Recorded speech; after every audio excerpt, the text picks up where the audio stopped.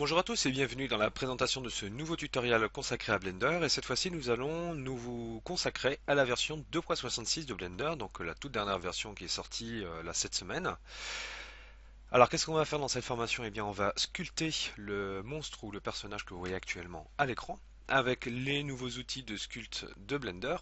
Donc on va utiliser ce qu'on appelle le screw qui va nous permettre de définir la base de notre monstre. Puis avec le nouveau module de Blender dans le sculpt que l'on va utiliser qui s'appelle ici la topologie dynamique, cela va nous permettre, grâce à un mesh de base, de sculpter notre personnage comme on pourrait le faire avec ZBrush. Donc vous allez voir une formation facile à suivre, complète, dans laquelle je vais tout vous expliquer. Je vous montre dans le moindre détail toute la sculpture de notre personnage.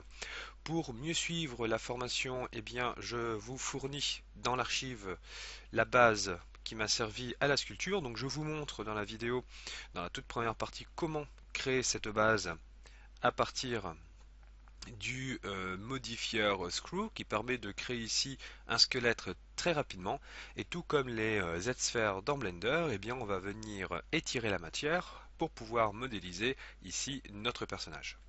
Une fois que notre personnage a été clairement défini au niveau des proportions et des formes, on va passer dans le mode Sculpt et on va utiliser bien entendu le Inflate, le Smooth, le Grab et le Crease. Ça va être les quatre principaux outils que l'on va utiliser pour pouvoir sculpter notre personnage.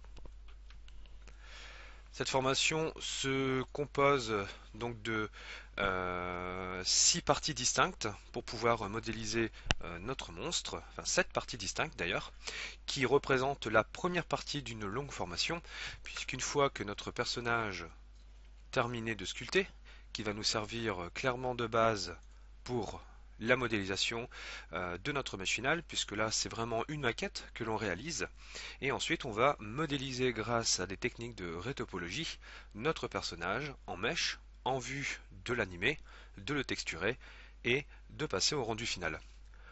Au final, on va se retrouver dans un mode de production où, selon la demande d'un client, on va sculpter une maquette du personnage que le client nous a demandé. Une fois que c'est fait, lui fournir la version mesh pour que notre client puisse l'utiliser, l'animer pour des futures animations. Une formation complète donc, destinée à toutes et à tous, à tous les niveaux de Blender, pas besoin d'avoir des connaissances poussées, puisque là on va utiliser des outils simples de sculpture. Ce qui est bien dans cette formation, c'est qu'on laisse place à la liberté et à l'imagination. C'est surtout ça, le plaisir dans la sculpture. Allez, je vous donne donc sans plus attendre, rendez-vous dans la toute première partie de notre formation où je vais vous montrer comment créer le mesh de base grâce à 3 modifieurs différents. A tout de suite.